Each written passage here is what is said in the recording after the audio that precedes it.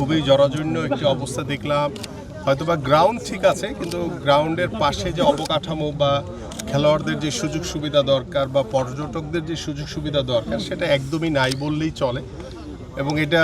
বিগত সময়ে যাই হয়েছে, বাট আমরা এটা নতুনভাবে কাজ করতে চাই এবং আমরা আশা করি যে এত সুন্দর একটি জায়গাকে আমরা যে কক্সবাজার অঞ্চলকে আমরা স্পোর্টস ট্যুরিজমের জন্য যে চিন্তা ভাবনা আমাদের মাথায় রয়েছে সেটাকে আমরা ফুটবল, ক্রিকেট বা প্র্যাকটিস গ্রাউন্ড সহ এবং ইনডোর সুযোগ সুবিধা সম্পন্ন আমরা এটাকে স্পোর্টস ভিলেজ বা স্পোর্টসের জন্য যে ট্যুরিজমের জন্য যে চিন্তা ভাবনা সেটা সব কিছু মিলিয়ে আমরা ঢাকায় গিয়ে আমি আমার মন্ত্রণালয়ের কর্মকর্তা যারা রয়েছেন, পাশাপাশি ক্রিকেট বোর্ডের সাথে যারা রয়েছেন, কিংবা ফুটবলের যেহেতু এখানে একটি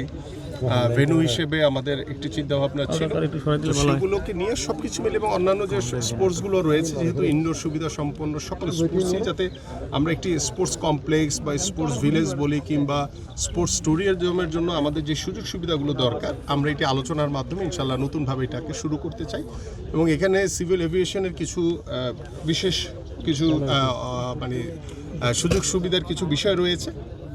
তো আমরা আন্তর্জাতিকভাবে পৃথিবীর অনেক দেশেই আমাদের ফ্ল্যাগ লাইট বা এই আলো